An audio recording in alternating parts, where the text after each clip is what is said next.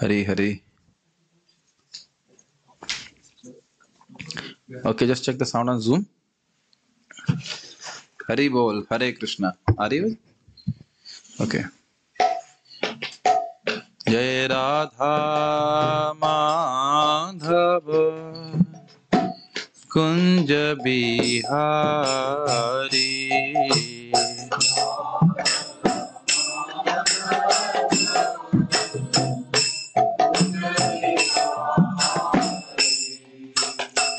Gopijana Vallabha Girivardhari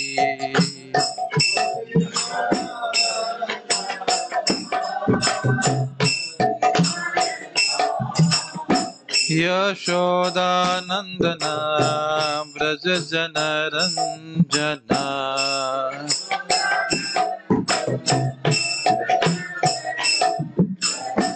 Jamuna Tira Manachari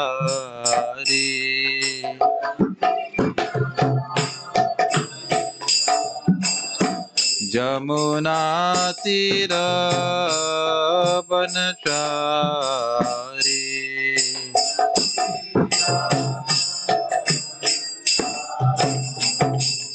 Jai Radha Madhava Kunj Bihari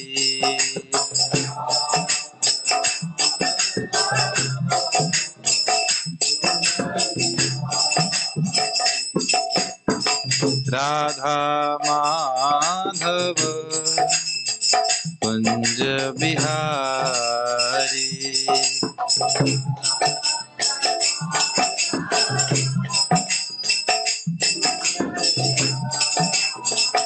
Gopi Jana Vallabha Girivardhari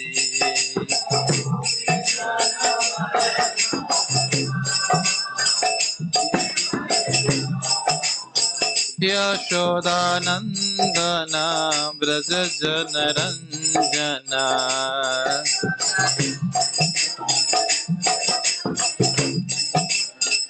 Jamuna Tira Banachari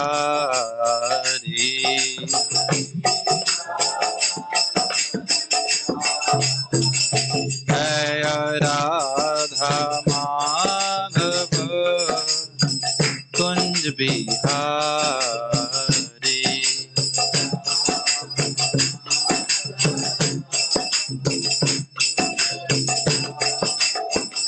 Hare Krishna Krishna Krishna Hare Hare Hare Rama Rama Rama Hare Hare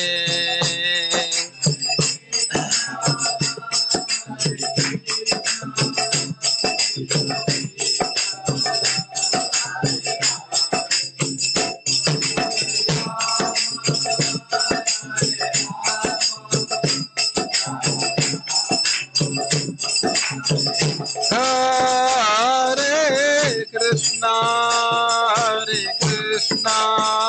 Krishna Krishna Hare Hare Hare Rama Rama Rama Hare Hare Hare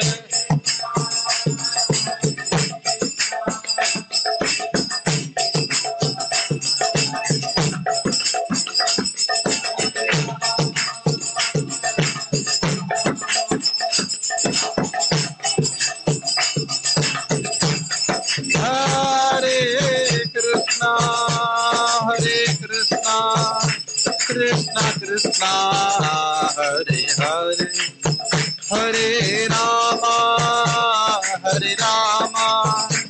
Rama Rama Hare Hare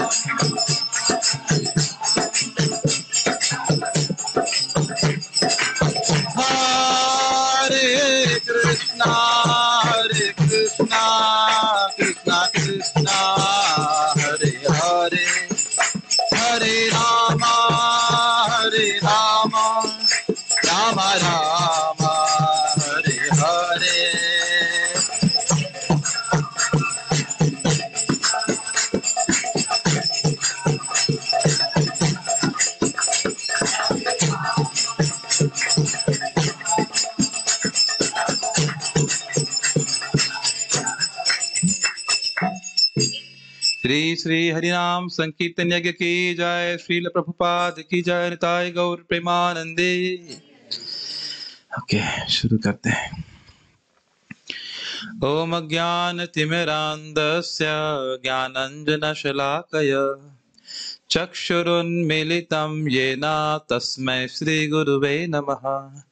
नमो विष्णुपादाय कृष्णप्रेष्ठाय भूतले श्रीमते भक्तिवेदान्त स्वामिनिति नामिने। नमस्ते सारस्वते देवे गौरवाणी प्रचारिणे निर्विशेष शून्यवादी पाश्चात्य देश तारिणे। जय श्री कृष्ण चैतन्य प्रभु नित्यानंद श्री अद्वैत गदाधर शिवासादि गौर भक्त वृंद। हे कृष्ण करुणा सिंधु दीन बंधु जगतपते गोपेश गोपिका कांत राधा कांत नमोस्तुते।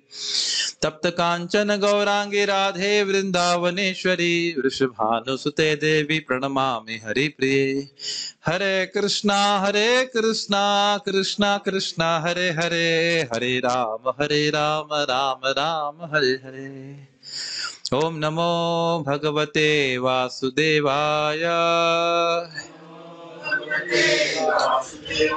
ओम नमो भगवते वासुदेवाय। ओम नमो भगवते वासुदेवाय। नारायणं नमस्कृत्य नरं चैव नरोत्तमं देवीं सरस्वतीं व्यासं ततो जयमुदीरयेत्। नष्टप्रायेषु भद्रेषु नित्यं भागवत सेवया भगवती उत्तमा श्लोके भक्तिर्भवति नैष्टिकी। ओके, शुरू करते हैं। हम लोग आज जो अर्थ ले रहे हैं समझेंगे वो राधा कृष्णा परक अर्थ है, लेकिन इसको ऐसा मत सोचिएगा कि मैं कोई बहुत इजोटेरिक बात बोलूंगा, कोई बहुत गुह्य लीला बताएंगे, ऐसा नहीं है। राधा कृष्ण परक अर्थ जरूर है, लेकिन तात्विक दृष्टि से उसका हम जो चक्रवर्ती बात तात्विक दृष्टि से उसका अर्थ लेंगे तो उसमें कोई घबराने की बात नहीं है। अभी पहले हम रिवीजन करते हैं जो हमने कल पढ़ा था। वृंदावन धाम में जो भी रहता है या आता है, ये बात ध्यान नहीं दिया, जो आता है या रहता है कृष्ण से बड़ा प्रेम करते हैं, उसको अपना गेस्ट मानते हैं। रूप गोस्वामी पाद मथुरा महात्म्य में बताते हैं वृंदावन धाम में कोई चींटी भी मरती है तो उसे वैकुंठ की प्राप्ति होती। ठीक है, जहां इस पे महाराज अच्छा मुझे याद आ रहा है, जब भक्त लोग गिरिराज जी के पास कहीं तो थे वृंदावन, कार्तिक में कौन सी परिक्रमा होती है, ब्रजमंडल परिक्रमा, तो लोग घबरा रहे थे कहीं कोई सांप ना आ जाए, हम मर ना जाए। तो महाराज बोले तुम लोगों ने इतना पुण्य नहीं किया है कि वृंदा में मरो, घबराओ मत। जहां ब्रह्म विद्या का मंथन होता है, ये बहुत सुंदर है, ऊपर से कोई लेके आ सके तो मैं बता देता। वहां पे गोपाल तापनी उपनिषद मेरे रूम में रखा होगा, उसको ले आइए, पतली सी बुक होगी।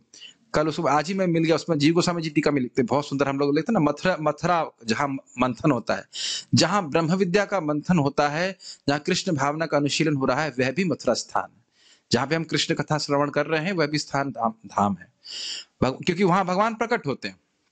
भगवान कहते हैं, हे नारद, मैं वैकुंठ में निवास नहीं करता, ना योगियों के हृदय में निवास करता हूं, जहां मेरे भक्त मेरा श्रवण कीर्तन करते हैं मैं वहां निवास करता हूं। ये बात बोली गई थी।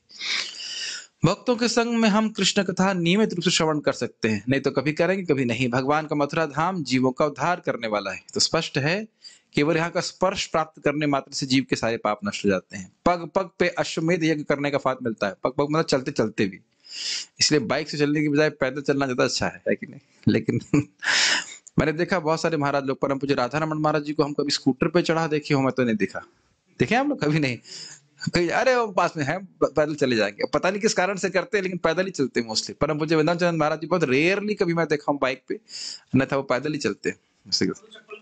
हाँ, वो चप्पल भी नहीं पहनते। हाँ, इससे पहले कि मैं आगे जाऊं इसकी मैं व्याख्या कर दूं, कल वो रह गई थी, भगवान की कृपा से प्राप्त हो रहा है। मथ्यते तु जगत सर्वम ब्रह्म ज्ञानेन ये नवा तत्सारम भूतम यद यस्याम मथुरा सा निगद्यते। तो कह रहे हैं मथुरा वह स्थान है जहां भगवान जो पूरे ब्रह्मांड के सार हैं वहां वो प्रकट होते हैं। मथ्यते प्रकट हो जाते हैं, जैसे दूध में मक्खन होता है कि नहीं? दूध में मक्खन होता है, दही में मक्खन होता है, लेकिन जब दही का मंथन होता है तो वो प्रकट होता है। जी गोस्वामी पाद ये बोल रहे हैं। तो कह रहे हैं जिस प्रकार, उसी प्रकार से हमारे हृदय में भगवान है, सब जगह भगवान है, लेकिन जब हम लोग भक्ति करते हैं, मंथन करते हैं, भगवान के बारे में श्रवण कीर्तन करते हैं, तब भगवान प्रकट होते हैं, जिस प्रकार से दही से मक्खन निकलता है। खाने पीने के एग्जाम्पल जब में आते हैं, बहुत अच्छा, मतलब मैं इसीलिए कल कुछ बोला नहीं था कि मुझे इसका टीका समझ में नहीं आ रहा था। बहुत बात ये क्या कह रहे हैं, तत्सारभूतम, इस जगत का, हम कल बात कर रहे थे जगत को मथने वाली है, तो मैंने कहा जगत को मथने वाला मथुरा क्या हुआ, इसको कोई समझ में नहीं आ रहा अर्थ। मतलब ये है कि जगत के सार वस्तु कौन है, भगवान कृष्ण। ये जीव गोस्वामी बात बोल रहे हैं। जगत में सार वस्तु कौन है, भगवान है, बाकी सब कुछ असार है। तो उस सार वस्तु को, भगवान को मथ करके बाहर प्रकट करने वाला स्थान को मथुरा कहते हैं। मतलब अब समझ में आया कि जहां पे भाई भगवान का श्रवण कीर्तन करते हैं तो भगवान के प्रति प्रेम उत्पन्न होता है, प्रेम उत्पन्न होता है तो भगवान की अनुभूति होती है। तो इसलिए वह स्थान जहां पे भगवान का श्रवण कीर्तन होता है, भगवान को प्रकट कराने वाला होता है स्थान, कौन सा स्थान होता है, जहां पे भगवान की कृष्ण कथा होती है, उसको मथुरा कहते हैं। और धाम में तो भगवान की कृष्ण कथा, हरि कथा होती ही रहती, भक्ति होती है, इसलिए भी। और यहाँ तो भगवान नित्य विराजमान रहते ही हैं, इसलिए भी मथुरा कहते हैं। ये स्थान था, ये तो बहुत अच्छा लगा। देखिए इसीलिए प्रामाणिक रूप से बोलना बहुत जरूरी है, नहीं तो मैं कुछ का कुछ बोल के चला जाता, इसमें और वो बहुत डर लगता है। ध्यान दीजिएगा कि हम कुछ बोल रहे हैं और हमने कुछ गलत बोला, जिसकी वजह से कुछ गलत करने लग गया, तो उसका हमको परिणाम भुगतना पड़ेगा। इसलिए जब भी कुछ बोले शास्त्रोचित बोले, ठीक है, ये बात है। आगे पढ़ लेते हैं। नहीं, जहां पे भी अभी हम लोग मथुरा में है कि नहीं, वृंदावन में तो है ही, लेकिन वृंदावन में रहकर भगवान के बारे में श्रवण कीर्तन कर रहे हैं तो विशेष रूप से वृंदावन में, ठीक है। मान लीजिए इंडोनेशिया में है आप और भगवान का श्रवण कीर्तन कर रहे हैं, तब कहाँ है, तब भी धाम में है। प्रभुपाद जी से पूछा गया बहुत अच्छी तरह से, अमेरिका में प्रभुपाद थे, पूछा गया Swami ji are you here, Swami ji आप यहाँ पे हैं, क्या क्या उत्तर होगा प्रभुपाद जी का? प्रभुपाद ने नहीं, मैं वृंदावन में हूँ। ये अद्भुत बात। आवाज आ रही है ना जूम पे, कोई दिक्कत नहीं ना, ठीक है। भगवान, तो ये हमने पढ़ लिया। तो श्रवण कीर्तन जहां कर रहे हैं वहां भगवान रहते हैं। वैसे अभी आप आगे सुनने वाले हो 1.1.2 में कि भगवान के लिए क्या श्लोक है वो, तो धर्म प्रोचित में लास्ट में क्या आता है, तत्क्षणात, तत् मतलब भगवान और क्षण मतलब उनका फेस्टिवल।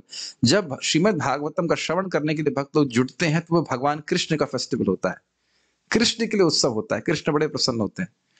तो सब बातें हमारे लिए भावना भाग्य है कि धाम में रह करके भगवान की वार्ता को आचार्य गणों के अनुगत्य में हम श्रवण कर पा रहे हैं। अपने धाम से और दर्शन से भगवान जीव को पवित्र करते हैं, इसकी व्याख्या की गई थी।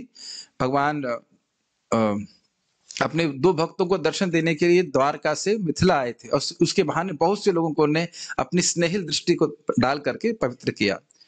जो व्यक्ति दिखावे के लिए भगवान को प्रणाम करता है उसके भी पाप नष्ट कर देते हैं भगवान। कितने जन्मों के? 100 जन्मों के। कृष्ण बड़े कृपालु हैं।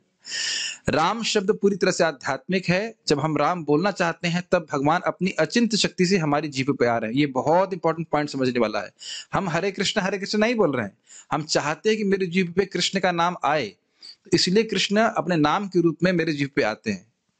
अतः श्री कृष्ण नामादि न भवेद ग्राह्यम इंद्रिय सेवोन्मुखे जीवादाओ स्वयं स्फुरत अतः।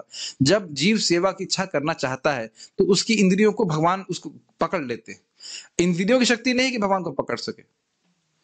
मैं जैसे ब्रशअप कर रहा हूं उस बात का, इसलिए कभी नहीं सोचना चाहिए, कभी नहीं सोचना चाहिए कि भगवान का विग्रह है भौतिक है, उसी प्रकार से कभी नहीं सोचना चाहिए कि भगवान का नाम जो है वो भौतिक है। क्यों होता कॉल कर रहे हैं पता नहीं, Ask him why, what is the point? नाम के रूप में भगवान राम, नाम के रूप में कृष्ण, नाम के रूप में भगवान राम, नाम के रूप में कृष्ण अपनी इच्छा से हमारे जीवन में प्रकट होते हैं। ये तो हम देख लिए। इस जगत में जो भी रूप देखते हैं उसके घटक अवयव हैं, जल, पृथ्वी, वायु, आकाश, अग्नि, ये क्षणिक हैं, परंतु उनको बनाने वाले भगवान का स्वरूप सच्चिदानंद है। ये बहुत सुंदर पॉइंट है कि कोई कह सकता है कि भाई आप स्वरूप का ध्यान कर रहे हो और इस जगत में वस्तुओं का जो स्वरूप होता है वह क्षणिक होती हैं। तो अगर आप कृष्ण के स्वरूप का ध्यान कर रहे हैं, जस्ट लीव इट, हरि बोल, leave it, I just don't want to talk, just cut it. तो इस जगत में हम किसी वस्तु के स्वरूप का ध्यान करते हैं, ध्यान होता है स्वरूप का, निर्विशेष शून्य का ध्यान नहीं कर सकते। और किसी वस्तु यानी और जिस भी वस्तु का आप ध्यान करते हो उसका रूप होना चाहिए। और इस जगत में जो भी रूप आप देखते हो वो तो क्षणिक होता है। भाई अपने शरीर को देख लीजिए, जैसा अभी दिखाई पड़ता है वैसे बचपन में तो नहीं दिखाई पड़ता था, और आगे से 20-25 साल बाद भी वैसा नहीं दिखाई पड़ने वाला है कि नहीं। तो क्यों कहते हैं तो तुम भगवान के रूप का ध्यान कर रहे हो तो इसका मतलब भगवान का रूप भी क्षणिक होगा? तो कहते हैं ना, इस जगत के जितने रूप हैं वो क्षणिक हैं, लेकिन भगवान का रूप जो इन सभी जगत को बनाने वाला है वो कैसा है? वो शाश्वत है। ये बात सीखी थी। बहुत अच्छे पॉइंट्स हैं। भोग हमारे हृदय में है, या असुरों के हृदय में भगवान के प्रति प्रेम नहीं है, इसलिए भगवान ने मधुरता होते हुए भी अनुभव नहीं कर पाते। ऐसा भगवान की इच्छा से होता है। इसकी व्याख्या की गई थी कि सूर्य में तेज है लेकिन व्यक्ति को सूर्य में अंधकार दिख रहा हो, तो ये कैसे हो सकता है? ये संभव बात है, लेकिन भगवान मधुरता के मूर्तिमान रूप हैं, लेकिन लोगों को मधुर नहीं लगता है कि भगवान की इच्छा से ही होता है। इसे कहते हैं अविद्या शक्ति। भगवान की इच्छा विद्या शक्ति नहीं, भगवान की इच्छा से अविद्या शक्ति जीवों को प्रभावित करती है, तभी वो भोग कर सकते हैं, लेकिन हम भोग कर भी नहीं सकते। तो आप कहेंगे करे तो भगवान क्यों चाहते हैं कि हम भोग करें? ना, भगवान नहीं चाहते, भगवान केवल सुविधा प्रदान कर रहे हैं। मैं भोग करना चाहता हूं तो भगवान अविद्या के निर्माण करके हमको भुलवा देते हैं कि हम हैं कौन, और फिर बनवा देते हैं कि शरीर हम हैं, और फिर हम भोग करने में लगते हैं। अन्यथा हम भोग भी नहीं कर सकते और हम कृष्ण को भूल भी नहीं सकते। ये बातें समझ में आई थी ना? याद आ रहा है? भगवान नहीं चाहते जो अभक्त हैं वे उनके माधुर्य का दर्शन नहीं करना चाहिए, माधुर्य का अनुभव करें। हम भक्ति इसलिए कर रहे हैं ताकि भक्ति बढ़े और भगवान के माधुर्य ऐश्वर्य का हम अनुभव कर सके। ये सब बातें बहुत महत्वपूर्ण हैं। मुक्त होने के लिए भक्ति नहीं कर रहे हैं, मुक्त तो हम अपने आप ही हो जाएंगे। जो भक्त निष्काम भाव से सेवा करता है, भगवान उसको अपने स्वरूप के माधुर्य का उपहार देते हैं। ये बातें याद आ रही हैं? ये बहुत इंपॉर्टेंट है। जब हम भगवान की भक्ति कर रहे हैं, अगर हम उनसे कुछ नहीं मांगते तो भगवान कुछ नहीं देते, है कि नहीं? उद्धव द्वारकाधीश प्रभु, आपने मांगा नहीं तो कृष्ण कुछ देंगे नहीं, क्यों भाई? है कि यही तो होता है। भगवान भी कहेंगे वाह भाई वाह, फ्री का सेवक मिल गया, कुछ मांग ही नहीं रहा है, मैं 2 टाइम खाना खाते देता हूँ, उसी से पूरा हो जाता है ना। देते हैं ऐसा? ऐसा सोचते हैं कृष्ण? नहीं, कृष्ण अपने भक्ति के सुख उस व्यक्ति को देते जो भुक्ति नहीं मांगता है। तो इसलिए बुद्धिमान होकर कृष्ण का भजन करना चाहिए। एक प्रार्थना भक्त करते हैं कि भगवान मुझे शुद्ध हृदय दीजिए ताकि मेरी सेवाएं आपको सुखी कर सकें। ये बहुत इंपॉर्टेंट पॉइंट है, बहुत अच्छा प्रार्थना कि please bless me with the pure heart so that my services are pleasing to you. भगवान को भक्तों में अहंकार पसंद नहीं आता। इसको अर्जुन और हनुमान जी के उदाहरण से समझाया गया था। याद आ रहा है? अच्छा पास टाइम था। यस, भगवान कृष्ण की इच्छा शक्ति के बिना महाविष्णु भी भगवान को नहीं देख सकते, इसलिए ब्राह्मण के बच्चे को चुराते हैं। अब ये बात थोड़ी अजीब सी लग रही होगी, वैसे जब चैतन्य चरितामृत पढ़ाएंगे तब समझ में आएगा। कल एक लाइन से समझ में आ जाएगा। बोलूंगा अजीब सी बात, आपको समझ में नहीं आएगा। भगवान विष्णु भी अपने आप को कृष्ण का दास मानते हैं। क्या ये बोल रहे हो? अभी समझ में आ जाएगा। बलराम जी कृष्ण को अपना स्वामी मानते हैं? ये तो समझ में आता है ना। अब ये बताइए, सारे विष्णु स्वरूप किसके विस्तार हैं? बलराम जी के। अब समझ में आया? तो बलराम जी के, जब बलराम जी अपने आप को कृष्ण का दास मान रहे हैं, तो अन्य विष्णु स्वरूप जो उनके ही विस्तार है अपने आप को कृष्ण का दास माने, तो उसमें कौन सी आश्चर्य की बात है? लेकिन है वो वही तत्व। यही बड़ा चिंत है उनसे अभिन्न, लेकिन फिर है विष्णु तत्व ही, लेकिन फिर भी वो एक अलग व्यक्ति है। अलग व्यक्ति तो नहीं कहना चाहिए, बड़ा मुश्किल है ये मेरे बुद्धि के बाहर चले जाता है, बहुत मुश्किल है।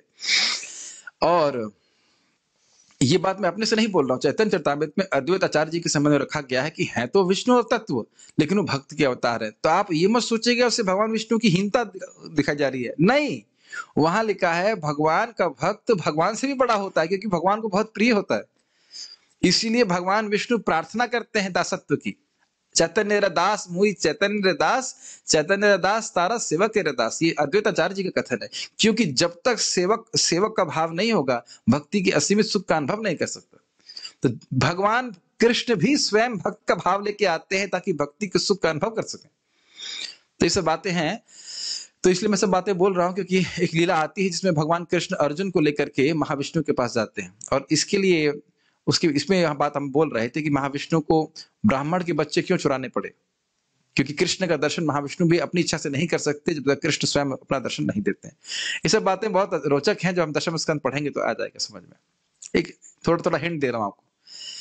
हमारे नेत्र भगवान को देखने में समर्थ नहीं है, लेकिन भगवान समर्थ हैं कि वह हमारे नेत्रों के समक्ष आ जाएं। जगन्नाथ स्वामी नयन पथगामी भवतु में। हमारा मन भगवान को नहीं पकड़ सकता, लेकिन भगवान हमारे मन में आ सकते हैं। कैसे आते हैं? श्रवण के द्वारा। कान से हम भगवान की कथा सुनते हैं तो भगवान हमारे हृदय में प्रवेश कर जाते हैं। प्रविष्ट कर्ण रंधेना श्लोक कोट किया गया था। प्रभुपाद जी बोलते हैं भौतिकतावादी व्यक्ति भी धाम में आकर भगवान के संपर्क का अनुभव करता है। बहुत सारे लोग जो भौतिकतावादी हैं, कभी आ भी जाते हैं तो लगता है कि अब हम वापस नहीं जाएं, या फिर जाना भी पड़ता है तो बहुत दुख लगता है। ये भगवान के धाम का प्रभाव है। जो भौतिक दिख रहा है वह क्षणिक है, लेकिन भगवान का स्वरूप क्षणिक नहीं है। यह ज्ञान प्राप्त होता है भक्तों की कृपा से और परंपरा में शास्त्र सुनकर के। ठीक है। जिस प्रकार से भगवान ने ब्रह्मा जी को ज्ञान दिया, जिस प्रकार से मत्स्य अवतार ने सतव्रत को ज्ञान दिया, उसी प्रकार से जब भक्त अपनी इंद्रियां भगवान की सेवा में लगाता है तो भगवान अपनी कृपा से प्रकट होते हैं, अपने ज्ञान को उसके हृदय में प्रकट कराते हैं। भाई पहले बच्चे को दिया, पहले लड़के को दिया, पहला लड़का कौन था? ब्रह्मा जी। ठीक है ना। उसके बाद ये आदि कवि के अर्थ में क्या थे? सत्यव्रत मुनि लिख दिया कि नहीं, सत्यव्रत राजा को दिया। तो क्या हम उनके बेटे नहीं है?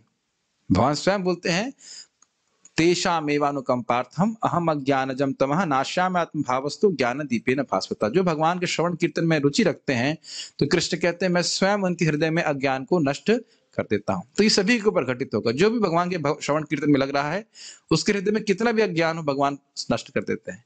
देखिए यहाँ पे जो उपस्थित लोग हैं वो मेरी सारी बातें समझते हैं, मुझे पता है। एवरीबॉडी जो यहाँ बैठे भी हैं, जो जूम पे भी सुन रहे हैं, वो मेरी सारी बात समझ में नहीं आती है। जिसका अर्थ ये नहीं है कि कृष्ण प्रसन्न नहीं होते हैं। मेरी बात समझ में आ रहा है? ये बात समझ में आ रही है? क्या आप मेरी सारी बात समझ लेते हो? ऐसा तो नहीं है। और ऐसा भी नहीं कि जो हम पढ़ रहे हैं, हम वो जो मैं पढ़ रहा हूँ मुझे सारी बात समझ में आती है। लेकिन कृष्ण बहुत संतुष्ट होते हैं और अपने अंदर यही चमत्कार देखेंगे। अगर हम जप अच्छे से करते रहे, हम सेवा अच्छे से करते रहे, तो आपको लगेगा अरे तो समझ में आता है, तो बहुत मुश्किल बात नहीं है। इसी से आपको हरि नाम पे बहुत श्रद्धा होगी कि हमें भगवान का ज्ञान पहले बिल्कुल समझ में नहीं आता था, और मान लीजिए समझ में आ जाता था उसके बाद वो गायब हो जाता था, जैसे कि कपूर रख दीजिए उड़ जाता है। अरे कहाँ गया, यही तो रखा था उसी पर कि नहीं। ये एग्जाम्पल पहली बार आया क्लास में। ठीक है। या केरोसिन का तेल डाल दीजिए, नहीं केरोसिन पेट्रोल डाल दीजिए उड़ जाता है। तो उसी प्रकार से उड़ जाता है, लेकिन धीरे धीरे वो है टिकने लगता है। तो अपने चित्त में परिवर्तन देखेंगे। अब हम लोग आज तीसरे अर्थ को देख रहे हैं। सबके पास फाइल होगी, जिनके पास फाइल है वो सामने देखिए। ओम नमो भगवते वासुदेवाय।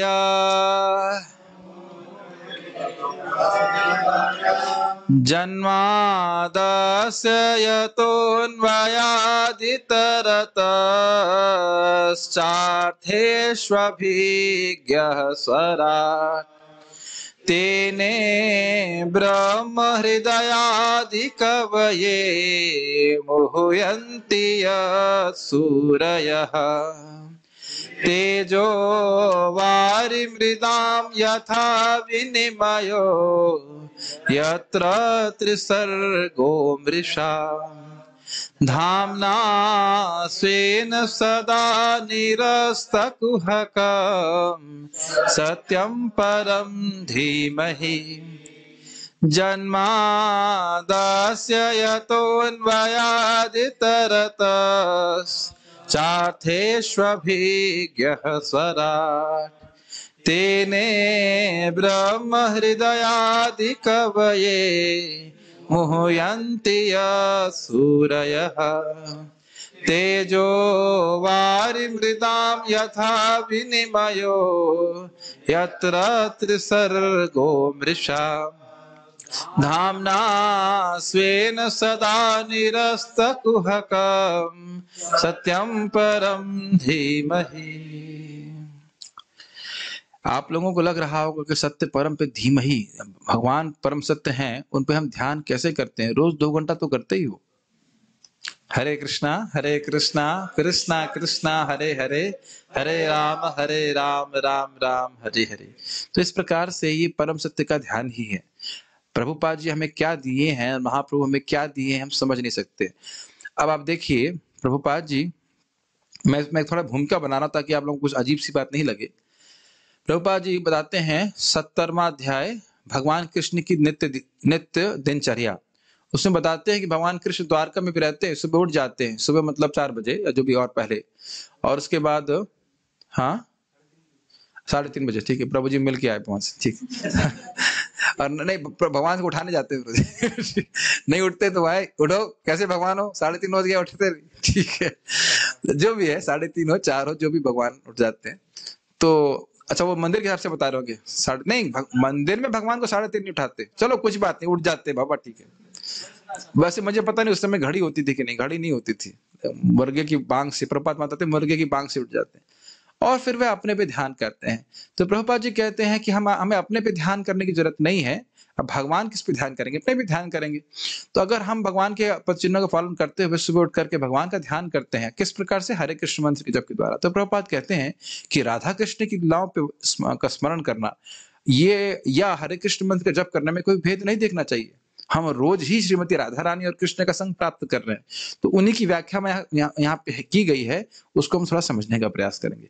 प्लीज ये मत सोचिएगा कि बहुत हाई फाई बात कर रहे हैं, आप रोज ही हाई फाई काम कर रहे हो। हरे कृष्ण मंत्र कोई लो फाई है, तो हाई फाई चीज है। हमको लगता बहुत सिंपल है, इसका लेवल क्या है? आप उसके अर्थ देखेंगे तो बहुत इजोटेरिक अर्थ भी है, भले ही वो हमको नहीं बताए गए हैं अभी, लेकिन हैं ग्रंथों में, इन द सेंस कि उस पर हम अभी ध्यान नहीं कर सकते उन अर्थों पे, लेकिन इतना अर्थ हम समझते हैं कि हे श्रीमती राधा रानी, हे कृष्ण, मुझे अपनी सेवा में नियोजित कीजिए। राधा कृष्ण को ही तो प्रार्थना कर रहे हैं ना। तो इसलिए थोड़ा सा पूर्वाग्रह से रहित होकर के सुनिएगा। इसमें ऐसी कोई बात नहीं जो हम सुन ना सकें। तात्विक चर्चा होगी, थोड़ा कठिन शायद लग सकता है, लेकिन समझ में आने का, समझने का प्रयास कीजिएगा। शुरू करते हैं। तीसरा अर्थ, जन्मादि अस्य यतोन्वयात इतरतश्च। इतरतस, जिनसे मधुर रस का जन्म गोपियों के साथ संयोग और विप्लंब के द्वारा होता है। यहाँ पे कृष्ण परक व्याख्या है, जो उस रस के स्रोत हैं, कृष्ण के बारे में बोल रहे हैं। और वह मधुर रस मतलब श्रृंगार रस, जो गोपियों और कृष्ण के बीच में आदान प्रदान होता है, प्रेम का आदान प्रदान, उसको श्रृंगार रस कहते हैं। श्रृंगार रस कहते हैं, मधुर रस कहते हैं। तो जिनसे मतलब जिन भगवान कृष्ण से मधुर रस का जन्म होता है। अब ये रस कैसे होगा? तो आदि शब्द को रसस्य कहा जाए, आदस्य को रसस्य कहा जा रहा है, वो आगे आके व्याख्या की जाएगी कैसे। तो गोपियां जब भगवान कृष्ण से मिलती हैं तो उनको बहुत सुख मिलता है, उसे कहते हैं संयोग। और जब कृष्ण दूर चले जाते हैं तब उनको क्या मिलता है? दुख या सुख? वियोग तो हो गया। कृष्ण और जैसे मान लीजिए भगवान कृष्ण, मान क्या लीजिए कृष्ण भगवान जब बछड़े चराने के लिए जाते, बछड़े नहीं हो सकते, गाय चराने जाते हैं, तो गोपियां बहुत वियोग का अनुभव करती हैं, तो दुखी होती है ना। यही रहस्य है। हम सोच रहे हैं वो रो रही हैं, वो परेशान हैं, वे वियोग का अनुभव कर रही, तो दुखी होंगी, यही सोच रहे हैं ना आप? लेकिन वह भी बहुत बड़ा सुख है, और ये हमारी भौतिक बुद्धि से समझना बहुत मुश्किल है। इसलिए हम केवल तात्विक चर्चा कर रहे हैं। इसको ऐसे समझने का अधिकार तो तभी मिल सकता है जब व्यक्ति उसी स्थिति में हो। ये प्रभुपाद जी कृष्णा बुक में लिखते हैं, इस crying is also happiness, this can not be understood philosophically. Krishna के लिए रोना भी, जो वाकई रोना होता है, जो प्रेम में रोता है व्यक्ति, भक्त, वह भी सुख है। अब ये हम खाली सैद्धांतिक रूप से समझ रहे हैं, तो हमें बाह्य रूप से क्या लग रहा है? अरे कृष्ण कितने निष्ठुर हैं, गोपियों को त्याग के चले गए और 100 साल तक वापस नहीं आए, और वो देखो रो रही हैं, खा भी नहीं रही हैं, ये कुछ है। लेकिन वह भी आध्यात्मिक उन्माद की उच्चतर अवस्था है, जिसको जगत के सामने प्रकाशित करने के लिए भगवान ऐसा कर रहे हैं। उनको तो सुख दे ही रहे हैं, और जगत को भी मालूम चले कि गोपियों का प्रेम कितना अद्भुत, सर्वश्रेष्ठ टाइप है, उत्कृष्ट है। मैं आगे बढ़ूं या क्लास रोक दूं या बढ़ लूं? खत्म करिए प्रभु जी, तो बहुत हाई फाई हो रहा है। It's not hi fi. भगवान के प्रति गोपियों का, श्रीमती राधा रानी का कितना निस्वार्थ प्रेम है, यह इन लीलाओं से प्रकटित होता है। नहीं तो बताइए, अगर इसमें कुछ खराब होता, कोई व्यक्ति कुछ कार्य खराब करेगा, तो उसको किताब छपा छपा करके डिस्ट्रीब्यूट करवाएगा क्या? उसको श्रीमद् भागवतम में व्यासदेव जी रखेंगे? बताइए। परीक्षित महाराज जो पूरे जगत के राजा थे, सब कुछ छोड़ दिए, है ना, और जो सुखदेव गोस्वामी जो बिल्कुल निर्लिप्त थे, जगत से कपड़े भी नहीं पहन रहे थे, उनको बिल्कुल सुधि नहीं थी जगत की, वो क्या किसी स्त्री और पुरुष के बारे में बात करेंगे? तो वहीं से समझ लेना चाहिए कि परम विरक्त चूड़ामणि सुखदेव गोस्वामी बोल रहे हैं, महान महान आचार्य गणवा सुन रहे हैं, तो ये वस्तु पूरी तरह से भौतिक है, सॉरी भौतिकता से परे है, आध्यात्मिक है। ये श्रद्धा जरूर होनी चाहिए जब भी हम कुछ बातें कर रहे हैं इसके बारे में। दिस इज, और ये मत सोचिएगा कि प्रभुपाद जी आप चैतन्य चरितामृत पता नहीं कितने ने पढ़ी है, पढ़ेंगे तो प्रभुपाद बहुत हाई फाई बातें बोल रहे हैं, हाई फाई जैसे कहा जाए, ऐसे गंभीर बातें बोल रहे हैं। तो ये हम केवल इस बहुत ही केयरफुली इस बात की चर्चा कर रहे हैं कि सारी बातें उपादेय हैं, परम श्रद्धेय हैं। ये इस तरह से नहीं तो लोग क्या सोचने लगते हैं, मैं राधा हूं, मैं राधा, मैं तेरी राधा, तू मेरा कृष्णा, ऐसा करके गाने बजा, है ना, भजन भी इस प्रकार से गाने लगते हैं। ये कभी नहीं सोचना चाहिए, बहुत बड़ा अपराध भगवान के प्रति है। या श्रीमती राधा रानी को एक समान स्त्री सोचना बहुत बड़ा अपराध है, बहुत बड़ा अपराध। जैसे कृष्ण को समान व्यक्ति सोचना अपराध है, ऐसे श्रीमती राधा रानी को एक समान स्त्री सोचना बहुत बड़ा अपराध है। ये लोग पूछते हैं राधा रानी से शादी क्यों नहीं करी, ये वो, तो वही भौतिक धारणा लेकर भगवान कृष्ण राधा रानी के बारे में सोचते हैं या गोपियों के बारे में सोचते हैं। वो उनकी अंतरंगा शक्ति है। श्रीमती राधा रानी भगवान कृष्ण की अंतरंगा शक्ति है, उसी प्रकार से गोपियां श्रीमती राधा रानी के विस्तार है, वह भी उनकी अंतरंगा शक्ति का ही विस्तार है। जैसे व्यक्ति अपनी छाया से ही खेल रहा हो, उसी प्रकार भगवान अपनी शक्तियों से ही विलास कर रहे हैं। वो किसी दूसरे की स्त्रियों के संग विलास नहीं कर रहे, वो करेंगे भी नहीं। इसके संबंध में प्रभुपाद से किसी ने पूछा, ये कृष्ण दूसरों की स्त्री संग क्यों मतलब लीला करते हैं ऐसे? तो प्रभुपाद जी बोले, सारी स्त्रियां कृष्ण की हैं, तुमको कृष्ण उदार है इसलिए एक स्त्री दे दी है पत्नी के रूप में रखने के लिए, नहीं तो सारी स्त्रियां कृष्ण की हैं, सभी उन्हीं शक्तियां हैं। तो इस प्रकार से तो हम खाली बात ये कर रहे थे कि मधुर रस का, मधुर मतलब सुख देने वाला, अत्यंत मधुर, तो वह मधुर रस संयोग से भी होता है और विप्रलंब से भी होता है। विप्रलंब मतलब कृष्ण दूर गए हैं और उसके बारे में गोपियां स्मरण कर रही हैं, तो उसमें भी उनको असीमित सुख मिल रहा है। अब ये हम खाली सैद्धांतिक रूप से समझना होगा, यहाँ पे जब हम रोते हैं तो हम रोते ही हैं और हमारे गर्म आंसू आते हैं ये भी समझना चाहिए, ठीक है। इसको हम केवल सैद्धांतिक रूप से समझा पा रहे हैं, इसको हम बस जो है वो समझा दे रहा हूं। चार्थेषु अभिज्ञ, वे रस के संबंध में सभी प्रकार से दक्ष हैं। वे मतलब भगवान श्री कृष्ण, वो बड़े दक्ष हैं कि कैसे रस का आदान प्रदान गोपियों से, अन्य भक्तों से होता है। वो उस प्रकार से लीला करने में बड़े निपुण हैं। अर्थेषु अभिज्ञ, इस अर्थ में, इस प्रयोजन में, किस प्रयोजन में, गोपियों से किस प्रकार से रस का आदान प्रदान करना है, इसमें वह बहुत जानकार है। ये तो कोई मुश्किल बात नहीं समझ में तो आ रहा ना, समझ में आ रहा ये बात है। स्वराट, लेकिन उनको कभी नहीं सोचना चाहिए जैसे स्त्री लंपट लोग होते हैं इस जगत में, तो वह भी बड़े दक्ष होते हैं, लेकिन उनका शरीर कैसा है, भौतिक शरीर है। तो भगवान को इस प्रकार से नहीं सोचना चाहिए। भगवान लीला प्राण हैं और उनकी जो गोपियां हैं वह भी चिन्मय शरीर वाली हैं, तो उसी प्रकार से भगवान भी पूरी तरह स्वराट है, भौतिक जगत के परे है, लीला कर रहे हैं, लेकिन कभी नहीं सोचना चाहिए कि वह एक भौतिक पुरुष है जो काम आसक्ति के कारण स्त्रियों का संग कर रहा है। ये भावना हमेशा रहनी चाहिए भगवान के प्रति, आदर भावना, ठीक है। क्योंकि इसका प्रभाव बोला गया है, जो रासलीला को सुनता है भक्तों से, प्रामाणिक रूप से सुनता है, तो उसके हृदय का काम रोग समाप्त हो जाता है। तो फिर बताइए भगवान कृष्ण कैसे काम के प्रभाव में सब लीला करेंगे, समझ रहे हैं? और नहीं तो ये ग्रंथ ही है, इसमें दुर्वासा मुनि कहते हैं कृष्ण ब्रह्मचारी, कृष्ण ब्रह्मचारी गोपियां भी घूम जाती है, ये कृष्ण ब्रह्मचारी, और कहते हैं दुर्वासा मुनि खाता कुछ नहीं है, जबकि दुर्वासा मुनि को खूब फीस्ट दिया और दम के खाया उन्हें। तो उसके लिए गोपाल तापनी उपनिषद बोल रहा है, गोपाल तापनी उपनिषद बोल रहा है कृष्ण ब्रह्मचारी, ठीक है। तो इसलिए समझ लेना चाहिए इस बात। तेने ब्रह्म हृदय आदि कव्ये, उन्होंने ही, भगवान ने ही इस मधुर रस को भरत मुनि के हृदय में प्रदान किया। भरत मुनि के बारे में आप शायद सुनते हो, काव्य शास्त्र में बहुत बड़े मुनि हुए, तो इस रस के बारे में उसका ज्ञान जो है भगवान ने ही उनको दिया, इस प्रकार से बोलना।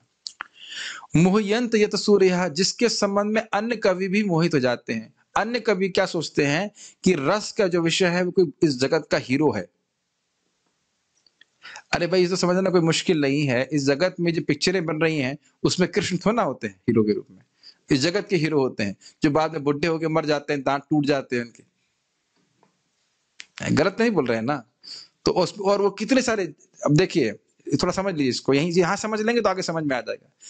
जिस हीरोइन के रूप के गुणगान में 1940 में कोई गाना लिखा गया, वही गाना क्या उसी हीरोइन के ऊपर 1990 में घटित हो सकता है?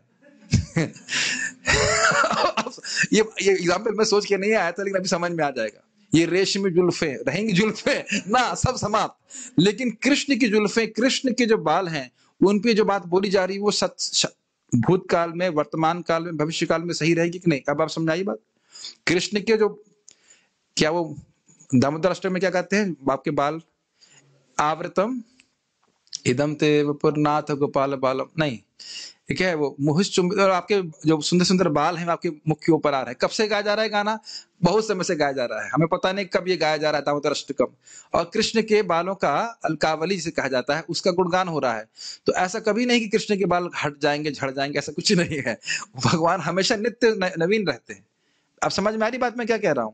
जिस व्यक्ति के रूप का गुण का वर्णन आप यहाँ पे कर रहे हो, वह रूप और गुण सारे उसको छोड़ देंगे। तो उसमें कोई रस दम, वैसे भी प्राकृत हैं और जितने हैं वो सब छोड़ देंगे, लेकिन कृष्ण के सारे रस और गुण जो है वो दिव्य हैं और नित्य रूप से उनके संग विद्यमान रहते हैं। तो विषय जो है वो कृष्ण ही होने चाहिए, लेकिन मोहित होकर के कवि लोग किसी और का वर्णन करते हैं। समझ में आई बात? मोहियंती तो सूर्य समझ में आ रहा है, इतना कठिन तो नहीं लग रहा होगा। और हम देख रहे हैं कि सूर्यजन मोहित हैं, कवि लोग मोहित हैं, बहुत बहुत बातें करेंगे, लेकिन कृष्ण के गुणगान नहीं करेंगे। जैसे महाराज बता रहे थे कि भगवान की दिव्य आंखों का वर्णन सूरदास जी ने, और मैं तो पढ़ा नहीं, महाराज पढ़े होंगे, अन्य कवियों ने कई कई किताबों में लिखा है, मतलब कई कई कविताओं में इस प्रकार से लिख दिया। तो क्या भगवान की आंखों का गुण चेंज हो गया है? अनादिकाल से भगवान की आंखें जो हैं वो सुंदर हैं और अनंत काल तक रहेंगी, और उनका जो गुण है वो सब चिन्मय वस्तु है। मेरी बातें समझ रहे हैं? लेकिन मोहित होकर के लोग इस जगत में किसी की आंखों का वर्णन करते हैं। जो जड़ पदार्थ है वही आंखें बाहर निकालेंगे तब भी वही वर्णन करोगे। वो आंखें जब जल की खत्म हो जाएंगी शरीर, तब भी वो अच्छी लगेंगी, है ना? मैं थोड़ा सा कठोर एग्जाम्पल दे रहा हूं ताकि समझ में आ जाए कि ना क्या बात कर रहे हैं ना। ये बातें आचार्यगण भी बोलेंगे, इसलिए मैं बोल रहा हूं। ये समझ में आया? मोहित होकर के व्यक्ति इस जगत में लोगों का वर्णन करता है, गुणों का वर्णन करता है। भागवत में चौथे स्कंद में आता है, ऋषिगण महाराज पृथु का गुणों का वर्णन कर रहे थे, तो बड़ी वो अच्छी बात बोलते हैं, अरे जब भगवान है भगवान के गुण विद्यमान है, तो आप मेरा गुणगान क्यों कर रहे हैं? तो इसलिए जब भगवान है, भगवान के गुण कम हो गए हैं क्या, या हम सारे गुणों को शेष कर दिए हैं कि दूसरे के गुण का वर्णन करेंगे? हाँ, अगर किसी भक्त के गुण का वर्णन करते हैं तो भगवान का ही गुणगान होता है। भगवान स्वयं अपने भक्तों का गुणगान करते हैं कि अच्छे से भक्ति कर रहा है, और हम खुश होकर के बोले हाँ कितना अच्छी भक्ति कर रहा है, अच्छी बात है। तो यह तो भगवान को प्रसन्न करने वाली बात है, लेकिन उसे क्यों भगवान का ही गुणगान है, भक्तों का गुणगान भगवान का ही गुणगान है। प्रहलाद महाराज के बारे में नारद जी गा ही रहे, तो वो अलग बात है। लेकिन बात यह है कि भौतिक रूप से किसी वस्तु व्यक्ति को सोचना कि वो रस का स्रोत है, वो बिल्कुल गलत है। कोई भी भौतिक व्यक्ति रस का स्रोत है ही नहीं, वो रस है ही नहीं, झूठा है वो। ठीक है? तेजो वारि मृदाम यथा विनिमयो यत्र त्रिसर्गो मृषा, केवल उन्हीं में 3 प्रकार के काव्यार्थ चमत्कारिता को प्राप्त होते हैं। इसकी व्याख्या मैं जब टीका में आएगा तब करूंगा, इसमें नोट प्रॉपर दिया गया है कि काव्य भूमि में किस प्रकार के अर्थ होते हैं। 3 करके 6 अर्थ बताए गए हैं।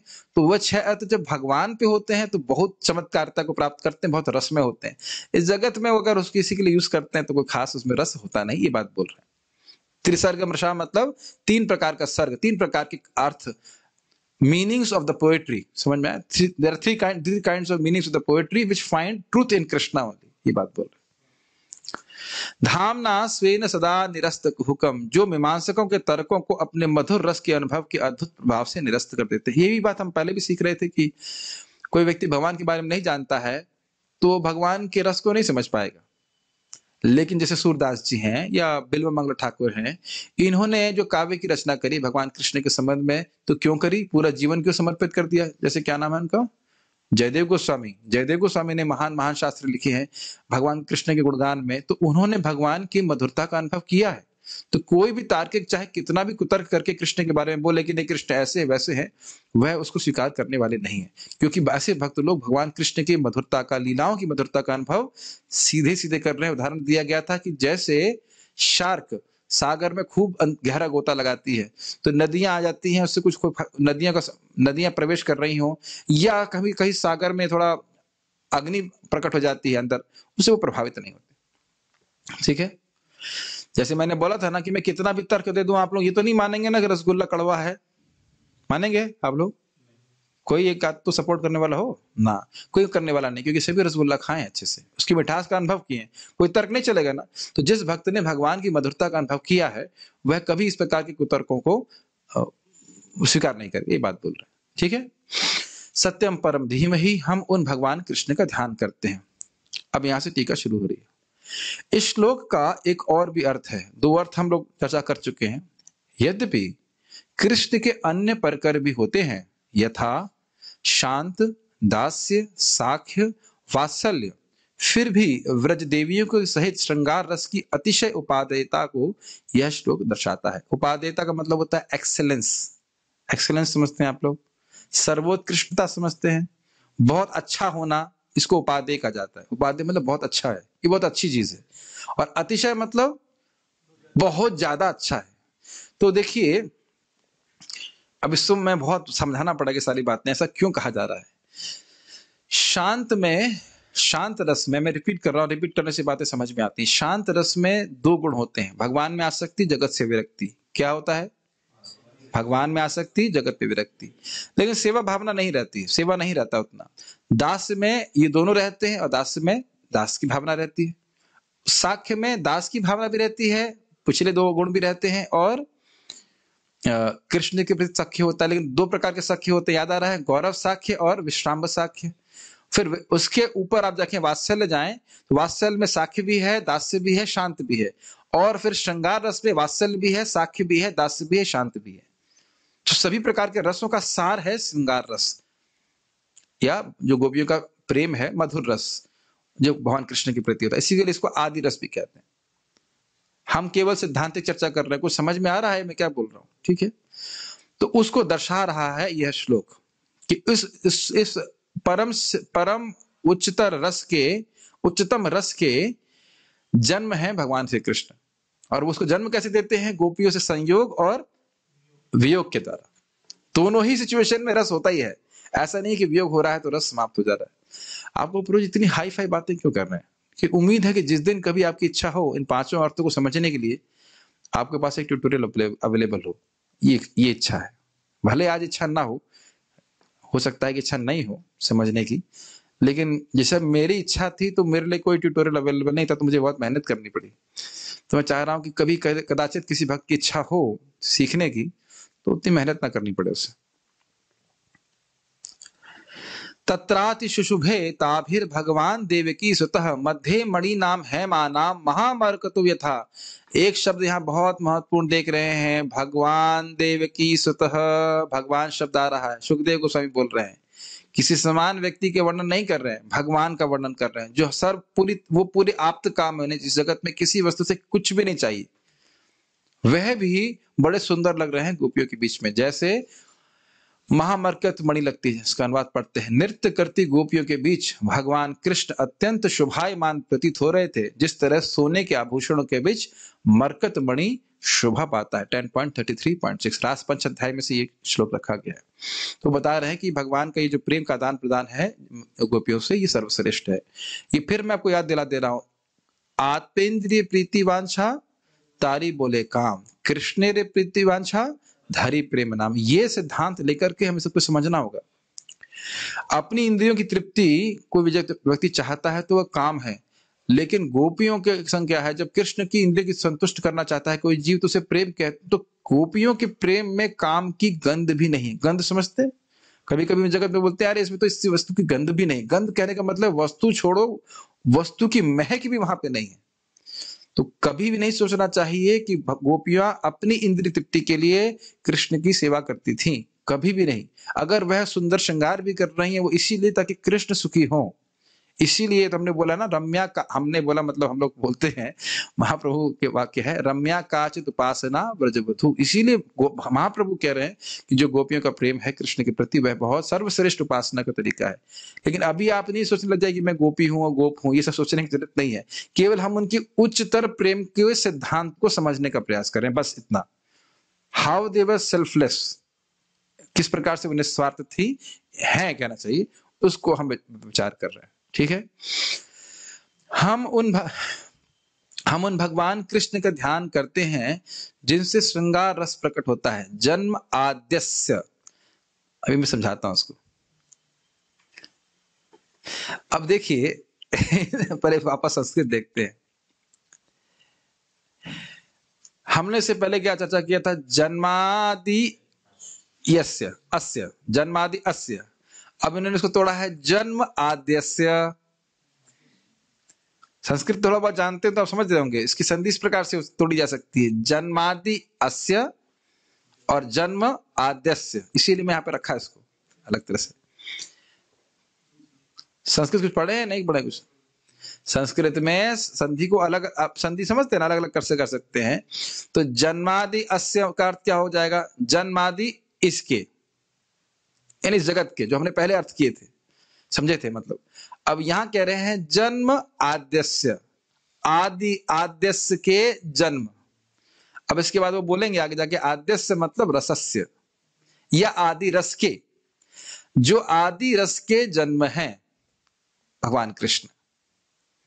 क्या इतनी भी हिंदी समझ में आ रहा होगा? कुछ तो बोलो प्रभु समझ में आ रहा है। हाँ हाँ हाँ हाँ तो बोली करके नहीं तो सब लोग महाप्रभु की तरह सुन रहे हैं। महाप्रभु सार्वभौम भट्टाचार्य के सामने 7 दिन तो कुछ बोले ही नहीं। फिर बाद में बोले प्रभु जी टीका तो समझ में आ रही है, लेकिन आपका एक्सप्रेशन तो बादल की तरह जो ढक दे रहा है ऐसे करके। एक बार गुरुजन प्रभु प्रवचन कर रहे थे, प्रभुपाद जी के शिष्य, बहुत अच्छा लगता है। तो बाद में ऑलमोस्ट एंड में एक महाराज जी आए, तो प्रभु जी बोले कि मैंने प्रवचन कर दिया, कुछ आप बोलना चाहेंगे? तो उन्होंने बोला no you have covered everything. तो कहने के बाद आपने पूरा कंप्लीट कर दिया। तो भूरिजन प्रभु कहे yes yes I have covered everything. मैंने सब कुछ ढक दिया। अब आप थोड़ा समझाइए इसको। तो मतलब अब देखिए, अब आप सब हंस रहे हैं, इसी चीज को देखिएगा आगे। आई हैव कवर्ड एवरीथिंग, इसका मतलब क्या है? आप कह रहे हो सबको ढक दिया, और इसका अर्थ यह भी हो सकता है कि नहीं मैंने सब कुछ कवर कर लिया है, मैंने सब कुछ समझा दिया है। तो अब आप लोग हंस रहे हैं ना, यही है आस्वादन। भागवत में इसी प्रकार से अर्थ आप देखेंगे। असुर कह रहा है ये मूर्ख कृष्ण है, उसके बाद कहते हैं नहीं कृष्ण के सामने जो सभी लोग मूर्ख है। इस प्रकार के अर्थ भागवत में रखा गया है। आगे आएगी बात कि वह काव्य शास्त्र जिसमें व्यंग्यार्थ बहुत हो वो सर्वश्रेष्ठ माना जाता है। ये कहां से पढ़ के आओ? मेरे बहुत सारे सोर्स है जो मुझे बता देते हैं। सो मैंने डिवोटीज जिन्हें काव्य पढ़ा है, लेकिन उसको यहाँ देख रहे हैं। खाली ये अर्थ लेना कि आई हैव कवर्ड एवरीथिंग, ठीक है, लेकिन यू हैव कवर्ड एवरीथिंग। तो अब जब व्यंग्यार्थ होता है तो और रस मिलता है। तो भागवत में इस प्रकार से बहुत सारे व्यंग्यार्थ है। व्यंग्य मतलब अलग अर्थ, छुपे हुए अर्थ हैं। रोको मत आने दो, रोको मत आने दो। तो इस प्रकार से बहुत सारे अर्थ हैं। और भागवत में आप देखिए ना, प्रत्यक्ष देख रहे हैं किसने अलग अलग प्रकार के अर्थ हम यहाँ पे प्रकट देख रहे हैं। तो यहाँ पे जन्म आद्यस्य का समझ में आया, आदि रसस्य, आदि रस के जो जन्म है वो कृष्ण का हम ध्यान कर रहे हैं। यद्यपि रस, यह रस पहले भी विद्यमान था, परंतु अनुदार परमार्थदर्शियों के आक्षेप के कारण ये अप्रकट था। इसका अर्थ क्या है? अनुदार मतलब जिनका हृदय उदार नहीं है। भाई ये कृष्ण की लीला ये सब हमें चर्चा नहीं करना चाहिए गोपियों से। जैसे कोई व्यक्ति बोल रहा था कि ये तो खैर वो तो परमार्थदर्शी भी नहीं कहा जाएगा, लेकिन वैसे उसका विचार है कि ये गीता वाले कृष्ण बड़े अच्छे हैं, भगवान को हम अवतार मानते हैं लेकिन वो गोपियों के संग रह के बिगड़ गए। इस प्रकार की वो बातें करते हैं। महाराज जी बता रहे थे कि उनके हनुमान प्रसाद पोद्दार जी को एक व्यक्ति कहे कि ये रासलीला नहीं रखना चाहिए, रासलीला पे चर्चा नहीं होना चाहिए। तो कहते हैं नहीं, यही तो पूरी श्रीमद् भागवतम का प्राण है। और फिर वो अलग से पुस्तक उस पर लिखवाए थे। तो कहने का अर्थ ये है कि ये प्रेम के भगवान के कृष्ण के प्रति हाईएस्ट प्रेम है, उसका उसको निरूपित, हाँ इसका निरूपण है। इसमें काम की गंध नहीं होती है। इसको आप चैतन्य चरितामृत में बड़े स्पष्ट रूप से समझेंगे कि जितने भी भक्त हैं सभी अपने को दास ही मानते हैं कृष्ण का। श्रीमती राधा रानी भी कृष्ण को, अपने आप को कृष्ण की दासी ही मानती हैं। कभी नहीं सोचते हैं कि हम उनको we are going to enjoy Krishna, कभी नहीं, कभी भी नहीं। बार बार मैं रिपीट कर रहा हूं कि बात ये समझना, इस आदर भाव के संग समझना बहुत जरूरी बात है। तो कुछ लोग ऐसे थे जो उसको रोकते थे ना, ये सब चर्चा हमें नहीं करनी चाहिए, लेकिन श्रीमद् भागवत में इस प्रकार से प्रकट है। गोपियों से संयोग, अन्वयात का मतलब अर्थ ले रहे हैं संयोग, और संयोग का अलग क्या होगा? संयोग से अलग क्या होगा? वियोग। तो कहने इतरता, अब समझ में आ गया? गोपियों से संयोग और यानी अन्वयात, और विप्रलम यानी इतरतः के द्वारा यह रस संपादित हुआ। समझ में आया? यह रस कैसे प्रकट हुआ? गोपियों से जब कृष्ण भगवान मिलते हैं तो वह रस, और जब वह दूर हो जाते हैं तो वह रस।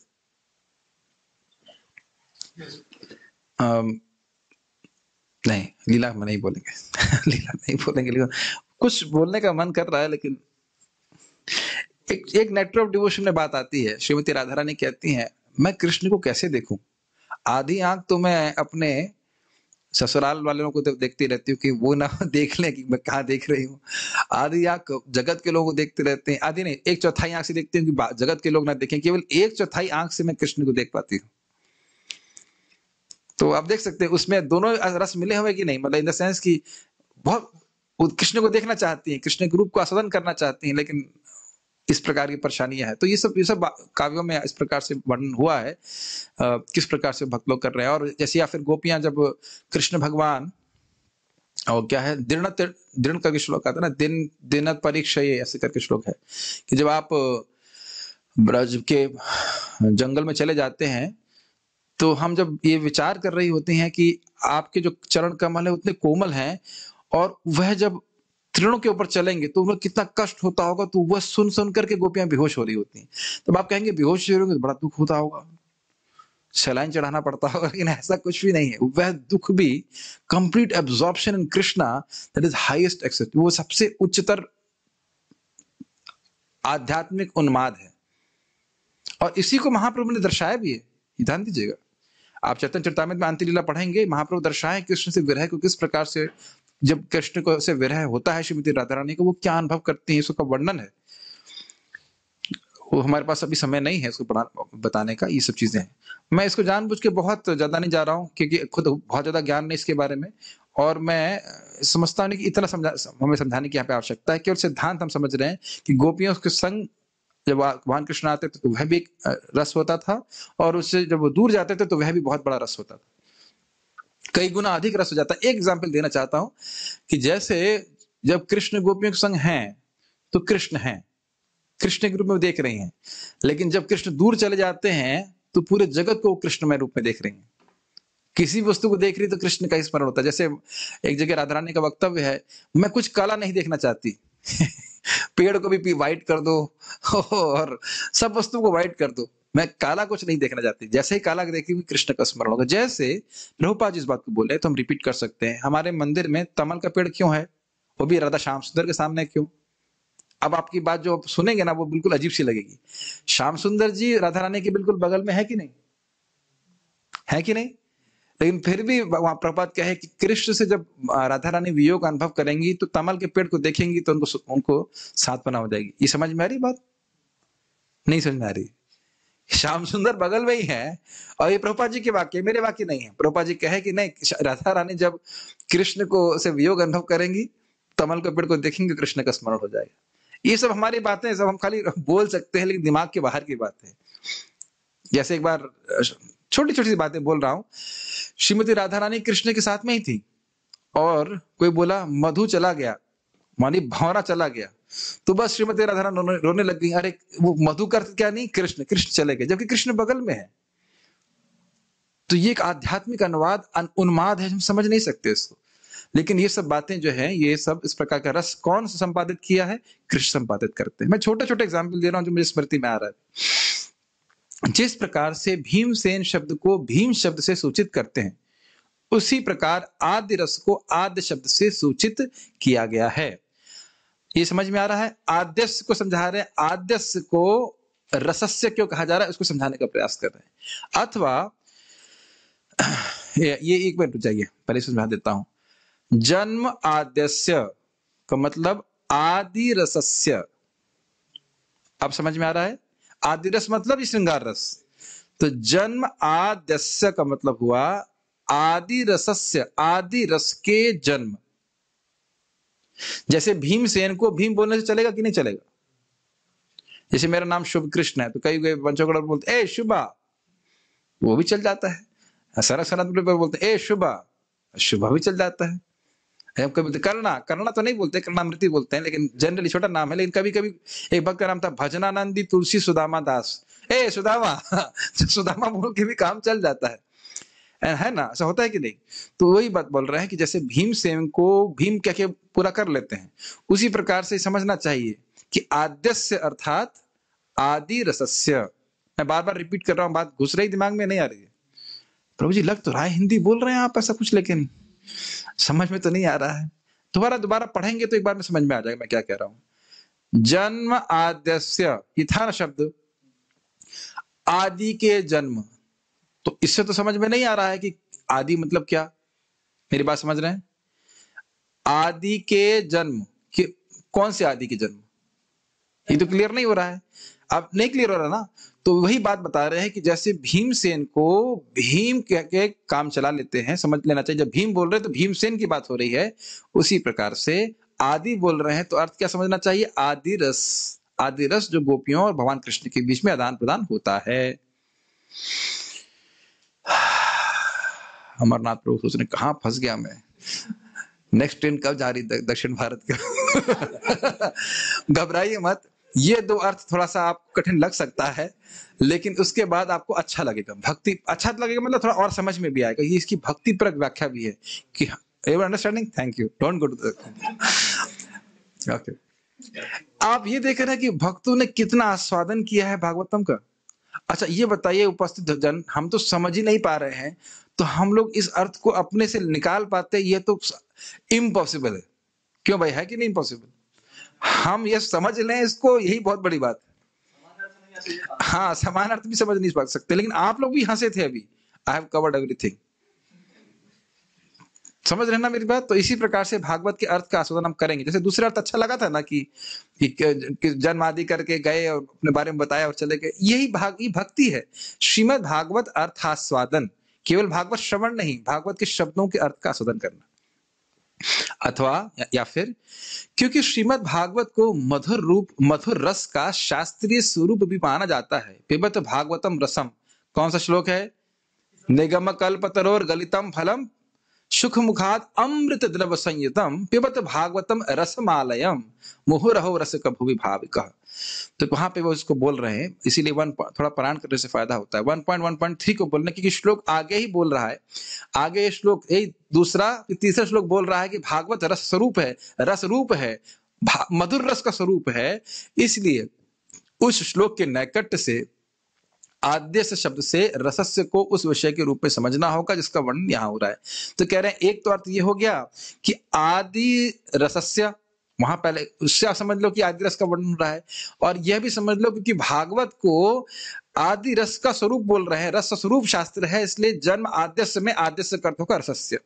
तो यानी कि जिस रस के जन्म भगवान कृष्ण है, तो वहां पे आद्यस्य शब्द का अर्थ हो गया कि इस आदि रस के जन्म भगवान कृष्ण। बेसिकली वही बात बोल रहे हैं कि दो तरीके से ये समझना चाहिए कि आद्यस्य मतलब रसस्य। नहीं समझ में आ रहा है? कोई बात नहीं, आगे पढ़ लेते। इतना समझ में आ रहा है? कुछ चीजें नहीं डिटेल में समझ में नहीं आ रही, इतना समझ में आ रहा है आद्यस्य मतलब आदि रस, इतना तो समझ में आ रहा है, जो गोपियों का प्रेम भगवान कृष्ण के प्रति है। अच्छा, एक से पहले हम आगे पढ़े, रस समझ लेना चाहिए। रस का मतलब जब जीव का स्वरूप है सेवा करना, ठीक?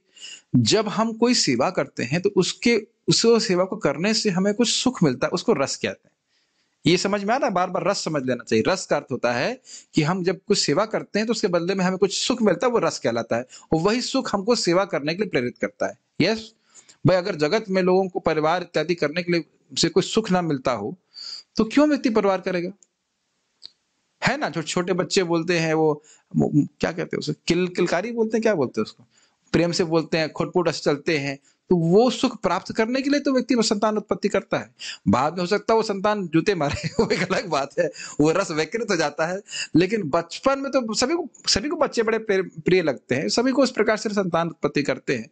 तो और इसके लिए वो लोग मेहनत करते हैं। अगर पत्नी बच्चों से प्रेम नहीं है, उनकी सेवा करने में कोई सुख ना मिले, तो क्यों कर रहे है कि नहीं? तो लेकिन आप जानते हो कि वो सारे रस जो है विकृत हो जाता है। जैसे एक व्यक्ति को मैंने बोला, उसने बोला अरे मैंने कैसे उस व्यक्ति से शादी कर ली। हमने कहा ये तो तुम्हें पहले सोचना चाहिए था, तुम्हें काउंसलिंग पहले करनी चाहिए थी इसके बारे में। कैसे मैं शादी कर सकी, जो भी है, ऐसा लोग बोलते हैं। तो ये इसमें कोई आश्चर्य की बात नहीं है। जो प्रभुपाद जी ग्रंथों में हम पढ़ते हैं वो जगत में होता हुआ भी देखते हैं। शुरुआत में बहुत आसक्त होता है व्यक्ति, लेकिन बाद में विकृत हो जाता है। इसको हम यहाँ सीखने वाले हैं। महाराज बता रहे थे कि ऐसी स्थिति होती है कि बिल्कुल चिपक के लोग चलते हैं, और उसके बाद देखा 2 साल 3 साल के बाद कोर्ट में खड़े हो जाते हैं, डाइवोर्स की लड़ाई कर रहे होते। तो ये दिखा रहा है जगत में ये सुख है नहीं। इन सुखों को हम यहाँ ढूंढने का प्रयास कर रहे हैं, लेकिन ये है नहीं यहाँ पे। तो खैर ऐसा भगवान कृष्ण के संग कभी नहीं होता है, क्या गोपियों के संग भी नहीं होता है। जैसे गोपियों को 100 साल तक भगवान नहीं मिले ना, 11 साल की उम्र में भगवान चले गए थे, फिर 125 साल की उम्र के बाद वापस आते हैं, ऐसे मोटा मोटी 100 साल के बाद वापस आते हैं, ऐसे कुछ। फिर भी गोपियां कभी कंप्लेन नहीं करी। कंप्लेन वैसे बाहर रूप से कर रही हैं हल्का फुल्का, लेकिन कभी ये नहीं कही कि हम कृष्ण से प्रेम करना छोड़ देंगे। इससे बातें हम खैर उधर जा नहीं रहे हैं, लेकिन हम खाली हल्का सा आपको इंडिकेट कर रहे हैं कि उनका प्रेम हमेशा सेल्फलेस है, ये कहने का। संयोग और विप्रलंब से जो निष्पत्ति आध्यात्मिक उन्माद की विशेष स्थिति उत्पन्न होती है, वह वस्तुतः रस को अपने प्रतियोगी के रूप में स्थापित करती है। घबराइए मत, मैं समझाऊंगा। इसलिए चिंता नहीं होनी चाहिए कि रस का मूल रूप इससे विकृत हो जाएगा, अपितु यह अवस्था मधुर रस के रहस्य को द्योतित करती है। कठिन हिंदी थी, इजीली समझाएंगे। निष्पत्ति समझ रहे हैं, आध्यात्मिक एक्सटेसी, स्पिरिचुअल एक्सटेसी। तो जो स्पिरिचुअल एक्सटेसी भगवान गोपियों को कृष्ण से मिलने से होती है और जो कृष्ण के वियोग में होती है, उन दोनों में कोई कमी मत देखिएगा। मैं वही बात समझा रहा था पहले। ये नहीं सोचना चाहिए कि गोपियां जब कृष्ण से मिलती हैं तो सुखी हो जाती हैं और जब वो दूर हो जाती हैं तो दुखी हो जाती हैं। बाहरी रूप से ऐसा ही लग रहा है, लेकिन आप मेरी बात समझ पा रहे हो? आप ओके, ऐसे समझा जाए, मतलब आप बहुत एग्जाम्पल दूंगा तो समझ में आ जाएगा। रोमांटिक जो पिक्चरें होती हैं उसमें हीरोइन जब हीरो से दूर होती है, जब हीरोइन हीरो के साथ में होती है तो हम लोग हाँ बहुत अच्छा बहुत अच्छा बहुत बढ़िया, और जब वो चली जाती है तो हम लोग दुखी हो जाते हैं कि नहीं? स्पेशली मतलब वैसे पुरुष लोग भी करते नहीं, माता जी लोग भी रोने लग जाएंगी, वो चली गई, वो नहीं रह पा रही है। पिक्चर देखते तो लोग रोने लग जाते हैं, वो दुखी हो जाते हैं। ऐसा नहीं होता है ना सरकार से। ये होता है जैसे कि मान लीजिए माता सीता, ये केवल भगवान कृष्ण के संग नहीं हो रहा है, ये भगवान श्री राम और सीता माता के संग भी हो रहा है। हम सोच रहे हैं सीता माता भगवान से बिछुड़ गई हैं, कितने दुख में है, वो हैं बाहर रूप से दुख में है, लेकिन वह दुख भी परम सुख है। अभी हमें समझ में नहीं आता, लेकिन हमें सिद्धांत में पकड़ना पड़ेगा, सिद्धांत से समझना होगा कि ये दोनों ही संयोग और वियोग दोनों ही सुखमय स्थिति को बढ़ाने वाले हैं। नहीं तो गोलोक में या भगवान की लीला में दुख आ जाएगा। दुख कहां है बताइए? सिद्धांत समझ में आ रहा है? तो इसीलिए कह रहे हैं कि रस का रूप कभी विकृत नहीं होता। रस तो मतलब सुख, रस मतलब सुख मिलना चाहिए। तो वियोग में भी कृष्ण का स्मरण हो रहा है और वह सुख ही दे रहा है गोपियों को। भले हमको बाह्य रूप से लग रहा है कि ये दुख है, ये मधुर रस के रहस्य को द्योतित करता है। ये मधुर रस का रहस्य है कि संयोग में भी सुख मिल ही रहा है और वियोग में भी सुख ही मिल रहा है, भले बाहर से लग रहा है कि गोपियां रो रही। तब बताइए भौतिकतावादी कभी समझ सकता है इन सब बातों? कभी नहीं समझ सकता। शास्त्र में आचार्यों की बात पे श्रद्धा रखकर समझेंगे तब समझ में आएगी। इसीलिए वो बोल रहे हैं, रूप रघुनाथा पदे होई बे आकुति, तबे हमें भुजाबो से युगल पीरिति। जब मुझे रूप रघुनाथ आचार्यों के पदों में आसक्ति आकुति होगी, तब हम राधा कृष्ण की प्रेम को समझ सकते हैं। ऐसा नहीं अपने मन से हम अंदाजा लगाएंगे, हम समझ जाएंगे। कुछ कुछ बात तो समझ में आ रही होगी। दोनों ही परिस्थितियों में गोपियां सुखी हैं, बाह्य रूप से भले वो दुखी लग रही हैं। प्रोसेसर अभी चल रहा है या ओवरलोड हो रहा है, हीट हो रहा है? चल रहा है, ठीक है। अब मुझे पता नहीं आप लोग नए डिवोटीज हैं पुराने डिवोटीज हैं जो अभी आज गेस्ट आए हैं, मुझे नहीं पता। कुछ कुछ समझ में आ रहा है, सब बाउंस जा रहा है ऊपर से? ठीक ठीक। कृष्ण कथा ऐसी चीज है कि नहीं भी समझ में आ रहा है तो भी व्यक्ति को पवित्र करने वाली है। इतना तो समझ में आ रहा है हम कृष्ण के बारे में बात कर रहे हैं। ठीक है कि नहीं? और कृष्ण का स्मरण हो रहा है, गोपियों का स्मरण हो रहा है, ठीक है।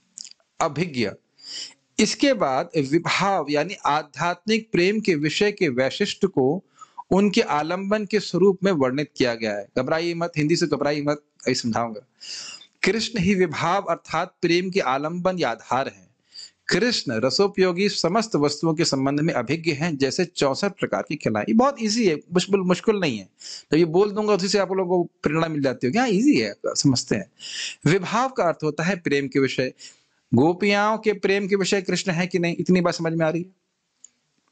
ठीक। अब क्या कह रहे हैं? अभिज्ञ। अभिज्ञ मतलब सर्वज्ञ, सब कुछ जानने वाले। तो गोपियों का प्रेम कैसे उनके प्रति और बढ़ेगा, उस संबंध में कृष्ण पूरी तरह से अभिज्ञ है। कृष्ण के प्रेम के विषय अब समझ में आया? इजी है, नहीं समझ में आ रहा बात? कृष्ण गोपियों के प्रेम के विषय हैं, इसीलिए उनको विभाव कहा जा रहा है। ये टेक्निकल शब्द है, विभाव। विभाव मतलब प्रेम के विषय। प्रेम के विषय नहीं समझते हैं, ऑब्जेक्ट ऑफ लव। अरे भाई आपके बच्चों को प्रेम करते हैं कि नहीं, तो आपकी प्रेम के विषय है कि नहीं? अपने पति को प्रेम करते हैं क्या? बस पत्नी को प्रेम करते हैं? हाँ, यहाँ पब्लिक में हाँ बोलना होता है।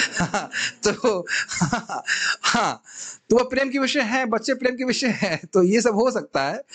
तो मैं खाली बोल, क्या इतना बात नहीं समझ में आ रही है? ऑब्जेक्ट ऑफ लव, ठीक है।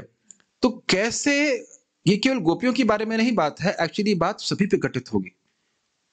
भक्त के प्रेम के विषय कौन है? कृष्ण है। तो कैसे उसके प्रेम को बढ़ाना है, कृष्ण इस संबंध में पूरी तरह से अभिज्ञ है। अब बहुत सुंदर बात आ रही जो मैं उसको बोलने के लिए सोच नहीं रहा था, लेकिन अब आ गया। बहुत सुंदर बात।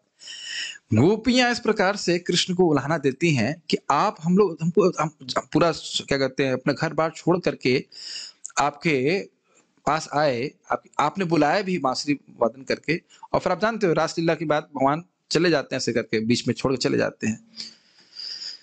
तो आप कैसे प्रेमी हो? उसका तो 4-5 प्रश्न करते हैं। तो भगवान कृष्ण कहते हैं, देखिए, जो व्यक्ति प्रेम तब करे जब कोई दूसरा व्यक्ति प्रेम करता है, तो प्रेम है ही नहीं, वो तो बिजनेस है। तो ऐसे करके वो 3-4 वो अर्थ लेते हैं। और उसका कहते हैं कि कभी कोई व्यक्ति प्रेम करता है, उसके बदले में प्रेम को आदान प्रदान नहीं करता, तो कहते हैं मैं ऐसा बिल्कुल नहीं हूं, मैं आप लोगों के सामने से ओझल हो गया ताकि आपका प्रेम बढ़े।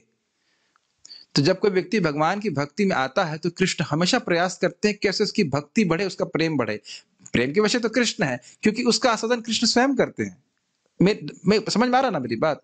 तो इस संबंध में, न सिर्फ गोपियों के संबंध में, किसी भी ग्वाल बाल सभी के संबंध में कृष्ण जानते हैं कि उसका प्रेम कैसे मेरे प्रति बढ़े। एक छोटा सा एग्जाम्पल सोचिए। बड़ा अच्छा सा दिन था, सब कुछ चल रहा है फर्स्ट क्लास, और एकदम से कृष्ण, बहुत पास में हमारा कालिया दह है, वहां पे कृष्ण एकदम से जाके कूद जाते हैं कालिया दह में। अब सब लोगों का चित्त कहां जा रहा है? वैसे भी कृष्ण में कृष्णमय चित्त ही है, लेकिन सारा चित्त अब कहां गया? केवल कृष्ण के में, केवल कृष्ण, और कुछ बात ही नहीं कर पा रहे। ऐसे ही कृष्ण के बारे में ही बात करते हैं, लेकिन अब फिर ऐसी कोई लीला कर देंगे जो सब केवल कृष्ण के बारे में सोचे। अब चलो, हम अभी गोपियों के बारे में बात नहीं कर रहे, अनकंफर्टेबल लग रहा होगा, नहीं समझ नहीं आ रहा होगा, बहुत हाई फाई लग रहा होगा।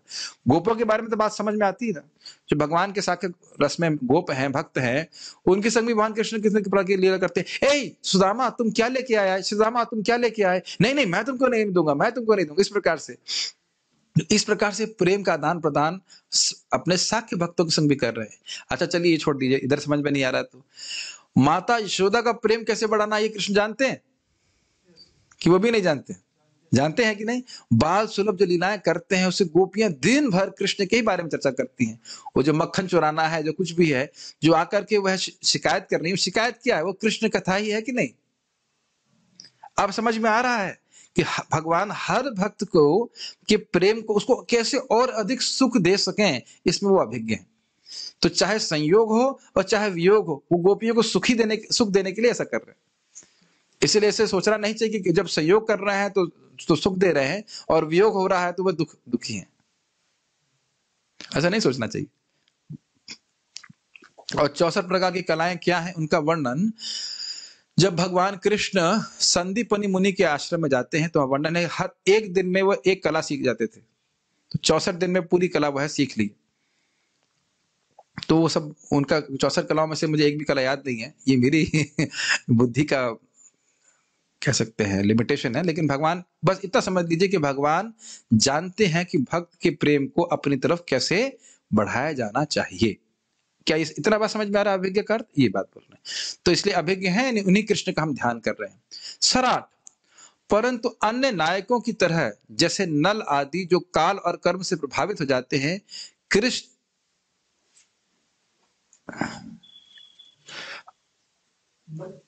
जो चिन्मय रस के विषय हैं, स्वतंत्र और अप्राकृत हैं। हाँ, थोड़ा सा अनुवाद ठीक नहीं हुआ है। परंतु अन्य नायकों की तरह जैसे नल आदि जो काल और कर्म से प्रभावित हो जाते हैं, कृष्ण जो चिन्मय रस के विषय हैं, स्वतंत्र और अप्राकृत। ठीक है, अनुवाद ठीक है। नल जानते हैं आप लोग? नल दमयंती जानते हैं? नल और दमयंती कहानी महाभारत में आती। तो नल बड़े सुंदर थे, बड़ा ये था वो था, बहुत अच्छे थे, लेकिन उनके जो भाई था उसने सारा राज्य छीन लिया और उन्हें बहुत दुख प्राप्त किया था। उसकी कथा इस संबंध में आती है, जब युधिष्ठिर महाराज जंगल में जाते हैं तो कहते हैं जितना हम दुख भोग रहे हैं अपने भाइयों के संग, तो क्या किसी और ने भी दुख भोगा है? तो कोई ऋषि होते हैं, मुझे ऋषि का नाम याद नहीं आ रहा, वह नल और दमयंती कहानी सुनाते हैं।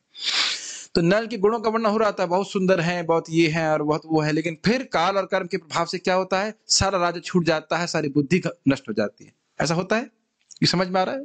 पूरी कहानी नहीं बता रहा, मोटा मोटी।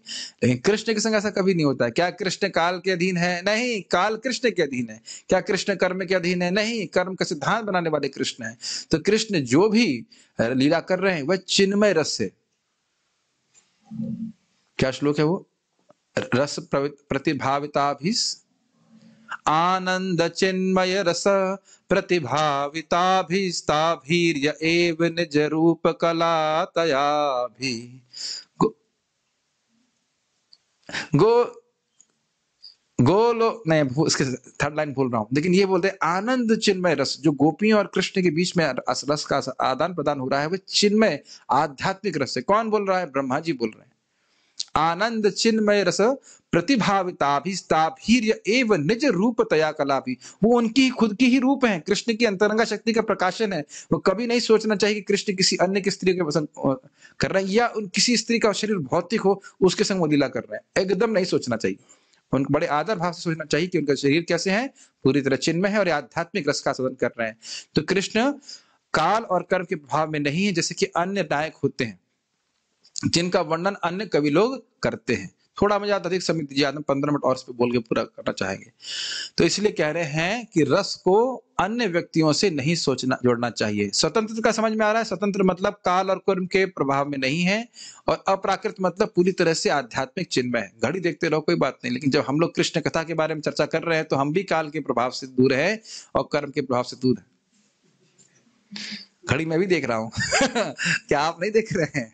यस, अद्भुत बात है ना, दिन में घड़ी इतना नहीं देखते कि जब कृष्ण कथा होती है तभी घड़ी देखना शुरू करते हैं। लग रहा टाइम रुक गया, बढ़ ही नहीं रहा है, सेल चेंज करो उसका, थोड़ा फास्ट चलाओ इसको है कि नहीं? रस को अन्य व्यक्तियों से नहीं जोड़ना चाहिए। इसकी व्याख्या मैंने भी करी थी ना, कि जिस हीरोइन के बालों का वर्णन 1940 में हो रहा था, उसी हीरोइन को आप 1990 में नहीं गाएंगे। मतलब इस जगत में किसी के गुणों को आप रखेंगे, वो गुण उस संग रहते नहीं है, या तो व्यक्ति उस गुणों को छोड़ देता है या गुण उस व्यक्ति को छोड़ देते हैं। दोनों बातें समझ में आ रही है? ये होता है। तो रस के आगार कौन है? आगार का मतलब समझते हैं? आगार मतलब अबोध। स्रोत कौन है असली रस के? भगवान कृष्ण। ठीक है ना? केवल इससे पहले कि मैं आगे जाऊं, आप लोग ये समझिए, हम लोग भौतिक वार्ता करते हैं और हम टाइम नहीं देखते, लेकिन बाद में कैसा मन हो जाता है? दुखी, खट्टा। खट्टा शब्द यूज करूंगा मैं। हम भले कृष्ण कथा में टाइम देख रहे हैं, लेकिन बाद में कैसा लगता है? मन पवित्र लगता है। भले आपको बहुत बार समझ में ना आए, लेकिन आपको अच्छा जरूर लगेगा। कृष्ण का स्मरण है ही इस प्रकार का। मुझे एक डिवोटी बोल रहे थे कि उनके घर में कोई रिश्तेदार मर गए, तो वो बहुत दुखी थे, लेकिन वो प्रवचन वगैरह सुन रहे हैं तो उनको बहुत अच्छा लगने लगा। तो ये प्रमाण दिखाता है कि भगवान की कथा सुनने से हृदय की जितनी ग्लानि है, दुख है, वो नष्ट होता है।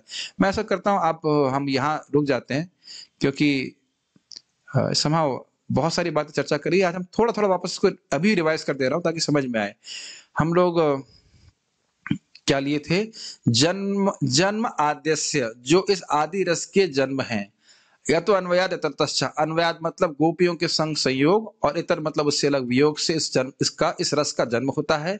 चार अर्थेषु अभिज्ञा, किस प्रकार से रस आगे बढ़े, आगे प्रकट हो और अच्छी प्रकार से प्रकट हो, भक्त का प्रेम भगवान में बढ़े, इस संबंध भगवान सर्वज्ञ हैं। और स्वराट, वह इस जगत के नायकों की तरह प्राकृत नहीं है, भौतिक पदार्थ से बने हुए नहीं है, और वह स्वतंत्र हैं, काल और कर्म के अधीन नहीं है, इस प्रकार से हैं। और रस को किसी भौतिक व्यक्ति में आरोपित नहीं करना चाहिए। रस के रियल स्वरूप जो है वो कौन है?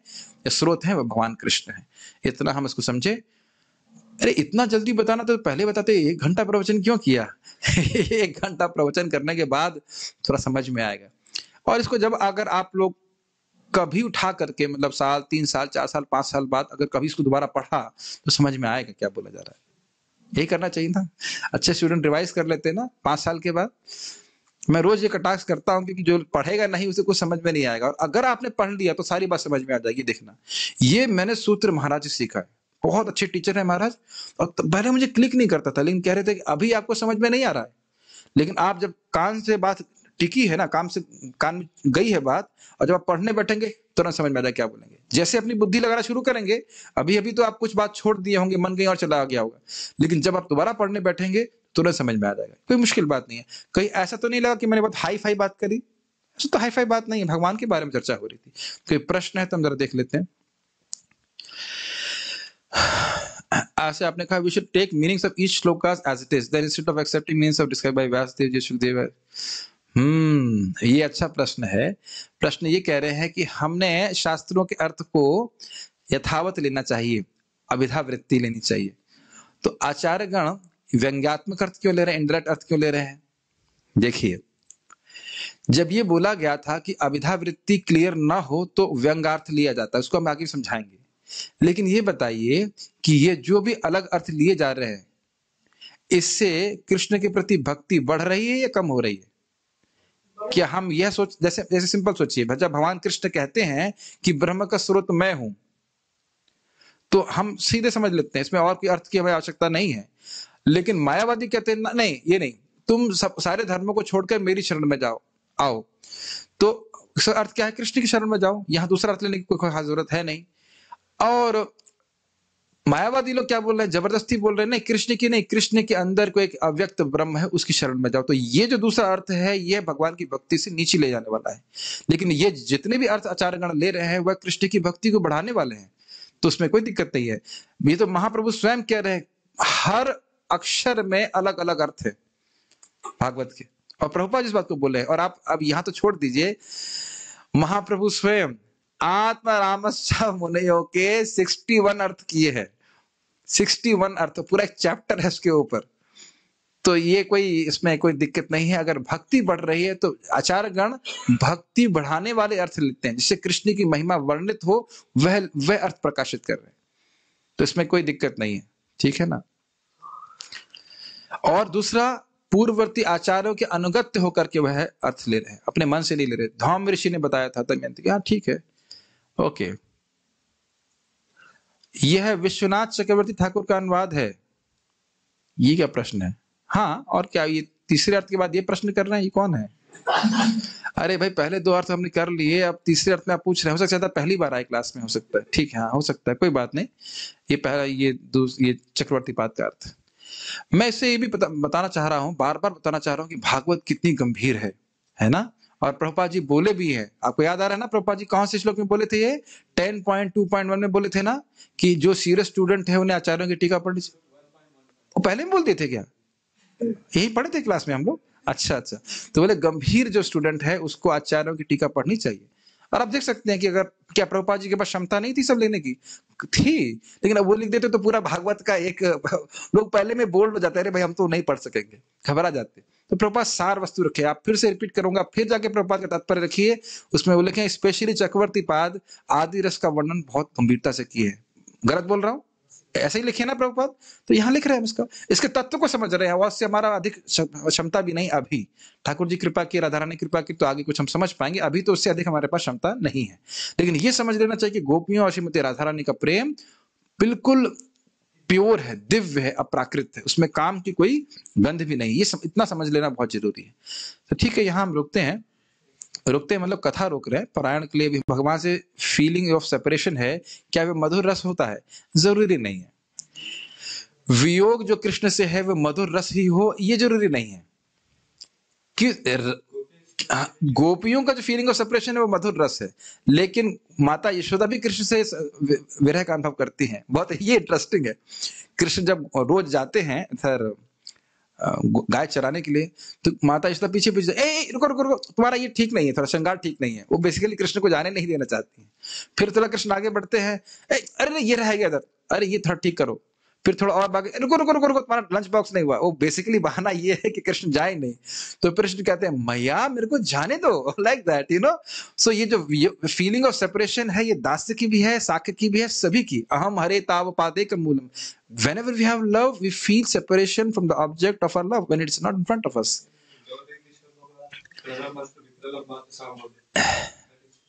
विप्रलंब की बात जो आप देखिए, आपने इंग्लिश यूज किया, आप संस्कृत अलग यूज कर रहे हैं, आप संस्कृत को अलग ले रहे हैं आप। जो संयोग और वियोग की बात है, अगर टेक्निकल शब्दों में लिखे तो सभी के संग होता है। जैसे आप मैंने बताया था ना, गोप गोप, यहाँ पे आदिरस की बात हो रही है, बट आपसे चीज जैसे कृष्ण से मिलते हैं गोपगण, क्या सुखी नहीं मिलता उनको? और जब वो वियोग होता है उनसे, देन आल्सो दे फील, सभी लोग जिनका भी जिस भी वस्तु से हमें प्रेम होता है, उसके संयोग से हमें सुख मिलता है, और जब वियोग होता है तो हम we feel separation, is it not? दोनों ही अवस्था में प्रेम होता है। ये एक मत सोचिएगा केवल केवल केवल गोपियों को सुख होता है। हाँ, गोपियों का की जो मतलब कह सकते हैं, क्या बोल रहे थे, ये हमने आचार्य बोल रहे थे ना कि सभी भक्त परिकर भगवान के बहुत अच्छे हैं, लेकिन गोपियों का जो फीलिंग ऑफ सेपरेशन है वो हाईएस्ट है। ये हाँ, पराकाष्ठा से कहना चाहिए। Yes, that we can understand, I can able to understand. कुछ तो समझा पा रहा हूँ ना। ऐसे नहीं कि बस ठीक है गोगण करें, आने दो जाने दो, कृष्ण को टाइम मिलेगा तो मिलेंगे, नहीं।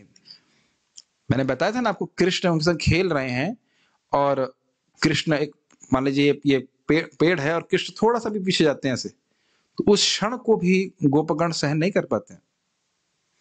For a moment Krishna goes beyond, मतलब पेड़ के पीछे जाते हैं, वो नहीं समझ मतलब उसको हैर कर पाते हैं। तो सभी के ऊपर है, लेकिन उसमें हाईएस्ट जो है वो गोपियों का हम प्रेम समझते हैं। चैतन्य चरितामृत में वर्णन है इसी प्रकार से। माता यशोदा भी कभी सो नहीं पाई थी ना, जब कृष्ण, वो लगातार रोती ही नहीं, खाई भी नहीं कुछ, जब कृष्ण ब्रज से चले गए थे। तो इसलिए ये बहुत अच्छी बात आपने प्रश्न किया है। महाराज बोल रहे थे गोपी भाव लोग करते हैं, तो क्या माता यशोदा का भाव कम है क्या? समझ रहे हैं ना मेरी बात? तो ठीक है, गोपी भाव सर्वश्रेष्ठ है, लेकिन इसका अर्थ यह नहीं कि सभी लोग गोपी भाव को ही स्वीकार करेंगे। जो नित्य भाव हमारा है भगवान का, भगवान के प्रति, उसी में जीव भक्त संतुष्ट रहता है। लेकिन अगर निष्पक्ष रूप से हम उसको एनालिसिस करते हैं, तो गोपियों के जो भाव है कृष्ण के प्रति, वो सबसे अधिक उनका प्रेम अगर कह सकते हैं। अगर मैं शब्द का पता नहीं सही से उपयोग कर रहा हूँ कि नहीं, अधिक नहीं कहना चाहिए, लेकिन फिर भी अधिक इस्तेमाल कर रहा हूँ। श्रेष्ठ अधिक मैं ऐसे नहीं कहना चाहता, क्योंकि सारे भक्त अपने आप में परिपूर्ण है। हाँ, जो शब्द यूज किया जा रहा है पूर्ण, पूर्णतर, पूर्णतम, इस प्रकार के शब्द यूज किए जा रहे हैं। ये लघु भागवतम इस प्रकार से उपयोग किया जा रहा है। Make sense? ठीक है, यहाँ रुकते हैं, हम लोग पारायण करेंगे, उसके बाद फिर